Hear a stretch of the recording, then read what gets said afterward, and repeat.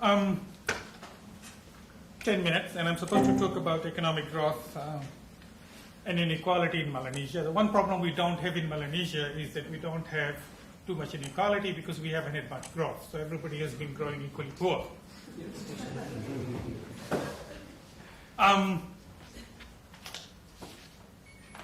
Next one. Yep, let's keep going. Yeah, okay, sure. Okay.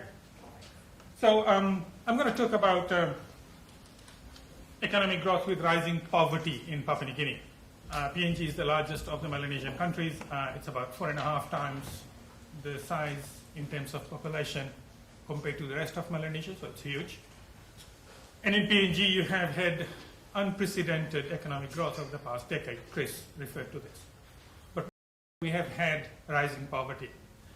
You would be familiar with the saying, rising tides lift all boats, the saying attributed to JFK. In the case of Papua New Guinea, it seems as though the rising tide of economic growth has actually sunk quite a few boats, particularly those boats which were around the poverty line. The leaky, creaky boats on the poverty line got sunk as a result of rising economic growth. And I'll try and show you why that has happened. So that in itself is an anomaly.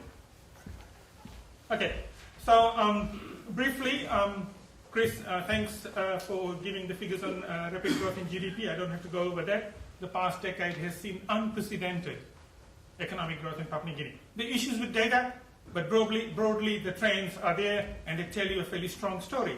But with it, we have had rising poverty. So there's a puzzle between 1 and 2, rising economic growth with rising poverty.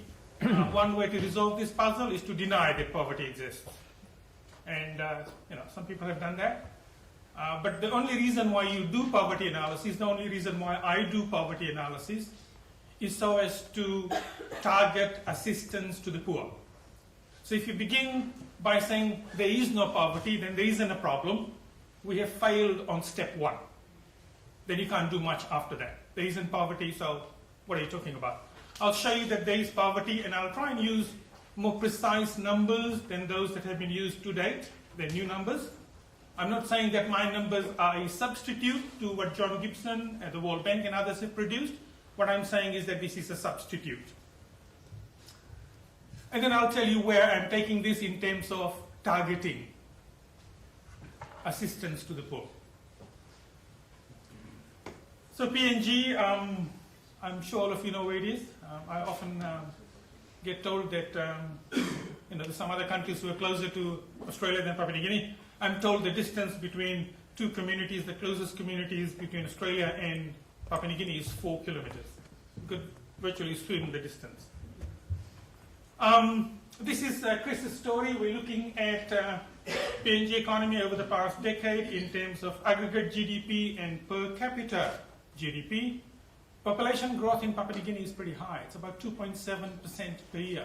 So aggregate GDP has to grow by 2.7% at least to keep per capita GDP constant.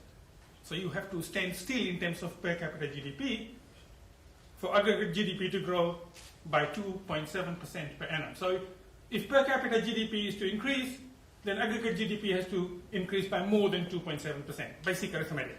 Now in the case of Papua New Guinea, last year I'm told GDP growth was about 9%, year before last was 11%, and the other figures were shown by Chris, so it has been fairly rapid. But if you're looking at numbers on poverty, these figures are from John Gibson, University of Waikato, who has done a lot of work on this. He shows quite clearly that headcount, poverty in terms of headcount, poverty in terms of poverty gap, or the severity of poverty have all increased.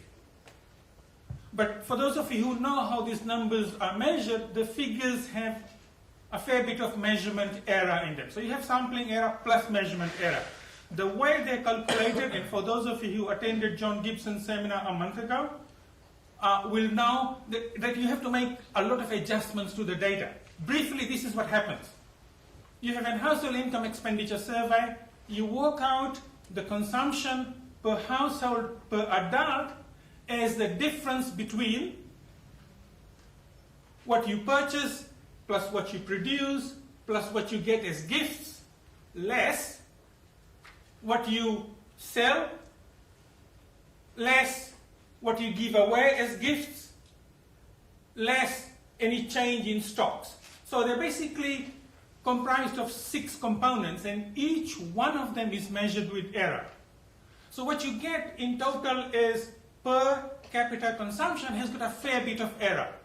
So when you're trying to measure poverty in terms of per capita consumption, you're looking at a basket of goods, and the poverty line is constructed as a basket that is sufficient to buy you 2,200 calories per adult equivalent per day. And then you count how many people don't reach the line. Now, given the errors in measurements in trying to work out per capita consumption, the numbers we get in terms of poverty are pretty rubbery. So John comes up with these numbers, and he's the most careful guy I know of who has played with this data. He knows the data back to front. His figures are from the 1996 Household Income Expenditure Survey. Poverty in Papua New Guinea was 37.7%. Using the same methodology on 2009-10 data, his numbers are 39.9%. So a difference of 2.2 percentage points. But they're not statistically significant. And that's largely because of this issue of measurement. I will show you alternate measures which I think are far more precise. They require much less massaging. Not only that, in terms of targeting poverty, I can tell you the address of the poor for the data I have, and I can tell you their date of birth. I can't tell you their names. I don't think you can get any better than that. What I'm going to use is anthropometrics. So the anthro data actually measures the height, the weight, the age, and the sex of a child, 5 years and less. And that's when the height, age, weight of a child is very much a function of nutrient intake. And I'm going to compare this against benchmarks created by the World Health Organization for a healthy population. It's a cross-section. It's about 10,000 children who are followed. This is as good a benchmark as you're going to get. The data requires a fair bit of cleaning. We can talk about the cleaning later on. But here's my data. I compare the 1996 HIES. Has got 565 children between the ages of 0 and 5. The 09-10 HIES has got 2,500 children. So, and they look basically normal. There's a bit of cleaning to be done, but they look as good as you would expect. This is looking at, oh, by the way, the other one was looking at height for age, Z scores, statisticians, so you're looking at how many standard deviations away from the mean you are. This is looking at BMI, body mass index, Z scores in terms of age, normalized for age. Remember I was saying I can tell you where these guys are? They're the households that have been surveyed, and the red dots are those whose BMI, height for age, falls below 2 standard deviations. WHO and the health and nutrition literature define children who are 2 standard deviations or less in terms of height for age as being stunted. So that's the definition the literature uses. That's not my definition. This is a widely used definition, and there's agreement by WHO and UNICEF on this definition. So the red dot shows you where the poverty, where children are who are stunted. I can give you the address of these. The university ethics stops me from giving you the exact address, but I can show you that. Just in terms of numbers, I don't think we have time to go over numbers, but if you're looking at Highlands, so this is divided into 4 regions. Highlands has got, from a total population of 486 children that I have in my data, 277 are stunted. So 57% of the Highland children in my data are stunted. The Highlands itself accounts for about 25% of stunted children in Papua New Guinea as a whole. So if you go down the list, Highlands looks pretty bad. Islands don't look that bad. Momase has got 45% of its population of children being stunted, and Momase accounts for 33% of that total. Look at the difference between urban and rural Momase. And finally, southern, which includes NCD. There are 303 stunted children of a total of 870, so stunting of 35%, and the southern accounts for 28% of the total. So for PNG as a whole, my poverty numbers are saying that 43% of the children are stunted. I can give you the regional breakdown. The standard errors on these are very, very small because I'm not doing much to the data other than cleaning it and counting. This is showing you the same thing pictorially and comparing 1996 with 2010 using exactly the same methodology. You can see clearly that in each case, except for Momase, poverty has actually gone up in terms of stunting. Remember I was saying why. This is a puzzle. The two reasons why this is happening, and this is what I'm working on right now. One is the standard Dutch disease that Chris talked about. The kina, and this is the kina per US dollar, the kina appreciated pretty rapidly for the past 18 months. So that's a standard Dutch disease. The kina has actually gone through the roof, but if you're comparing from 2002, the kina has nearly doubled in value compared to the US dollar. But the largest appreciation has taken place over the past 18 months. But something more. So this is the first whammy. The second one is commodity prices.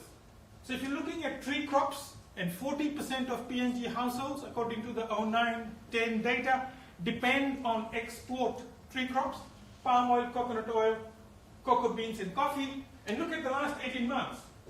Commodity prices have sort of gone through the floor. So those two things combined have hurt, particularly the rural poor, heavily. But if you're looking at NCD, the other real exchange rate, the price of non-traded goods vis-a-vis traded goods, and non-traded being housing largely, has also gone through the roof. So that has hurt a lot of the poor in NCD within the southern region. So those two combined have hurt, and this explains why we have had economic growth, but with it we have had such a rapid rise in poverty. Steve, I don't know how much I'm, 1 minute, so I'm just there. So the first one is, my first conclusion is yes. Have rising tides lifted all boats? The answer is clearly no. But in the land of unexpected, you expect the unexpected. So that's the first one. The second one, I would suggest that we can use anthropometrics quite cleverly to work out poverty. And then I don't think you would have the sort of debates you have in PNG right now. The numbers are pretty precise, the definitions are pretty clear, and most importantly, we can target these guys. If we have our aid posts, our health centers, who can get in children, weigh them, that's not very hard, measure them, that's not very hard, plug these numbers into a table, which I can provide, and say, look, you are stunted, we can provide assistance.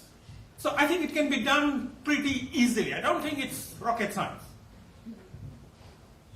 Why has poverty and GDP risen together? I think I've given you some lessons, but this is a much bigger paper. And what I've given you is basically a flavor of what I'm working on right now.